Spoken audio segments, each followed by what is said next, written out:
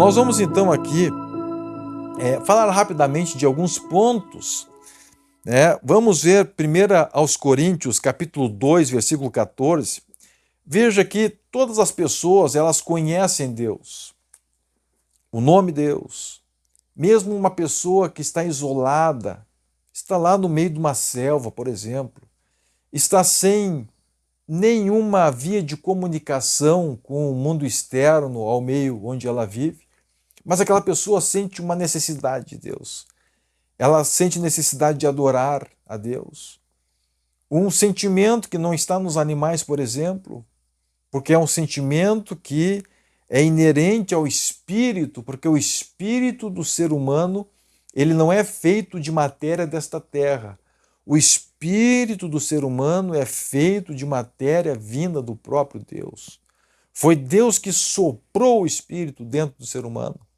Foi Deus que colocou isto, e é só o ser humano que tem esta centelha divina, esta centelha que originou-se de algo divino. Então vejam, a nossa natureza terrena, o nosso corpo, ele é feito da terra. E por isso ele puxa para a terra, ele é atraído pela terra, ele deseja as coisas dessa terra. Mas aquilo que está em nós, que não é feito da terra, que não tem a sua origem na terra, ele busca aquilo do qual ele foi feito, mesmo tendo perdido a essência daquilo para o qual ele foi criado, ele foi estabelecido. Mas aquela centelha que está nele, a matéria que o criou, isso ainda faz o ser humano buscar algo que não é terreno. Por isso, em qualquer civilização, você vai ver pessoas buscando a Deus. Agora veja, a Bíblia nos mostra, 1 Coríntios, capítulo 2, versículo 14, que o homem natural não aceita as coisas do Espírito de Deus, porque eles são loucura, e não pode entendê-las, porque elas se discernem espiritualmente. Então, o homem natural, ele não consegue, ele não pode entendê-las. Não é que ele não queira, ele quer, mas ele não pode entender. Então veja, aquilo que é espiritual, o homem natural, ou seja, esta mente natural, estes olhos naturais, estes ouvidos naturais, eles não conseguem perceber. Porque é algo espiritual. Mesmo que queira, ele não pode entendê-las, porque elas se discernem espiritualmente. Versículo 15 diz: porém, o homem espiritual, aquele que o seu espírito está em comunhão com Deus, este julga, discerne todas as coisas, mas ele mesmo não é julgado por ninguém. Então vejam, nós entendemos aqui que existe esse sentimento no homem de querer Deus, por quê? Porque existe uma centelha produzida por Deus na sua vida que está no seu espírito, é o seu espírito. Agora veja, a Bíblia nos mostra também outra realidade. João capítulo 4, versículo 24, nos mostra que Deus é espírito. Deus é espírito. Importa, por isso, que os seus adoradores o adorem em espírito e em verdade. Então, Deus é espírito.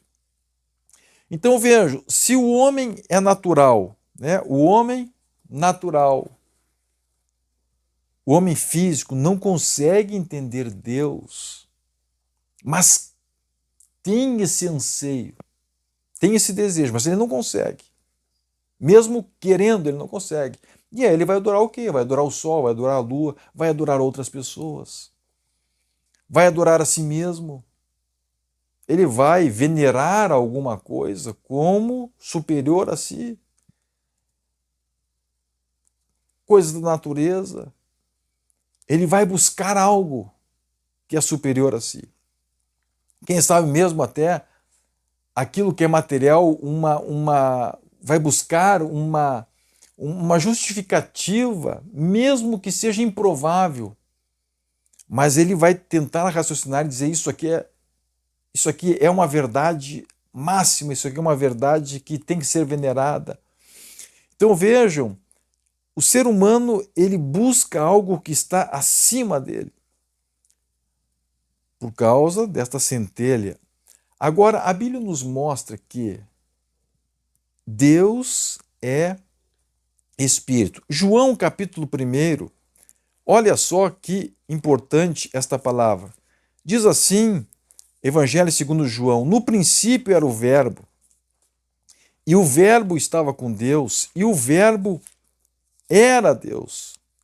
Lá no princípio estava o Verbo, e este Verbo era Deus, era Jesus. Ele estava no princípio com Deus, todas as coisas foram feitas por intermédio dele, e sem ele nada do que foi feito se fez. Isso está em João capítulo 1, versículo 1. Agora olha só, versículo 14: e o Verbo se fez carne e habitou entre nós, cheio de graça e de verdade. E vimos a sua glória, glória como do unigênito do Pai. Deus queria se revelar para o ser humano. Agora o homem, nós vemos que ele estava obstruído, ele não conseguia enxergar Deus, porque a sua percepção natural não consegue identificar algo que é espiritual. Os sentidos físicos não atingem o que é espiritual, até porque o mundo físico foi feito a partir daquilo que é espiritual. Primeiro veio o espiritual, depois o material, depois veio o mundo físico. Agora, Deus olha para a humanidade e Deus sabe que o homem está cego espiritualmente. Nós vimos em 1 Coríntios 2,14 que ele não consegue entender Deus, mesmo que ele queira. Então Deus, ele vem para esta terra por meio de Jesus Cristo. Jesus Cristo, uma das pessoas da Trindade divina, Jesus é o Filho. E o Filho diz: eu e o Pai somos um, quem vê a mim vê ao Pai. Jesus diz que ele não veio para fazer a sua vontade, mas veio para fazer a vontade do Pai. E a vontade do Pai é que ele não perca nenhum daqueles que o Pai lhe havia dado. Jesus vem com uma missão, Jesus veio para resgatar, Jesus veio para reconciliar o homem com o seu Criador. Mas veja, Jesus veio com um papel essencial, que foi de tornar possível que o ser humano enxergue Deus com seus olhos naturais. Então Jesus vem, agora fisicamente, mesmo aquelas pessoas completamente mortificadas no seu espírito, com o seu espírito completamente cego, elas enxergavam Jesus em carne e osso, elas tocavam em Jesus. E a Bíblia diz que multidões tocavam Jesus e todos que tocavam ele, ou que ele tocava, essas pessoas eram curadas. Multidões eram curadas. Milhares de pessoas foram atingidas pelo poder de Jesus. Agora vejam, a Bíblia nos mostra então que Jesus fica nesta terra por um tempo e as pessoas, mesmo embrutecidas em seu espírito, elas conseguiam agora enxergar Jesus. Que coisa maravilhosa isso, não é mesmo? Uma pessoa que, de outra forma, espiritualmente, jamais enxergaria Deus. Mas agora Deus se fez carne. E veja, isso mostra que Jesus não foi uma pessoa reencarnada. Não, ele se fez carne.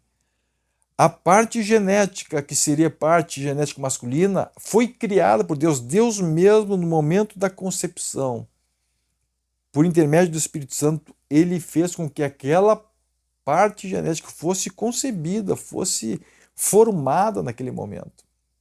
Então Deus se fez, ele se fez carne e habitou entre nós. E vimos a sua glória como glória do unigênito do Pai, cheio de graça e verdade. Nós vimos. O João viu, o Pedro viu, a Maria viu, a Joana viu. Aleluia! As pessoas que viveram na época de Jesus enxergaram ele, tocaram ele, foram testemunhas oculares, fisicamente, daquilo que Jesus fez. Aleluia! Mas Jesus tinha seu ministério limitado. Depois de 3 anos, ele entregou-se, e a palavra nos mostra claramente que Jesus não foram as pessoas que tomaram ele, mas foi ele que se entregou. Quando Pedro quis defender Jesus, e Jesus disse para ele lá no jardim de Getsêmani: Pedro, guarda essa espada, se eu quisesse, eu daria ordens e teria aqui um exército de anjos.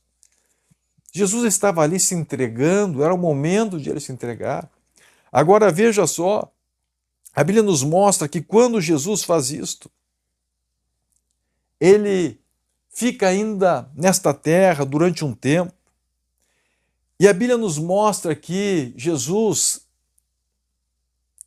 fala com os discípulos, Jesus vai ao encontro dos discípulos. Ele então é assunto aos céus, e ele diz: olha, eu vou mandar agora o Espírito Santo. Vocês fiquem em Jerusalém, até que do alto vocês vão ser revestidos do poder.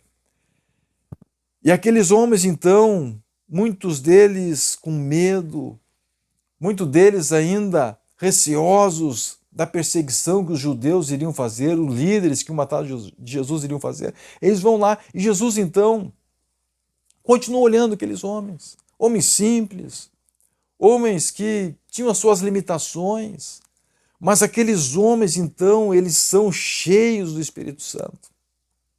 E quando eles são cheios do Espírito Santo, inicia-se um novo momento da manifestação de Deus sobre esta terra. Veja, Jesus agora está em corpo glorificado, ele está no céu. Deus abençoe a sua vida, e lembrando que Ramo da Videira está com este lançamento ali pronto para atender a sua necessidade, a necessidade da sua igreja, da sua área, da sua congregação. Paz do Senhor Jesus Cristo!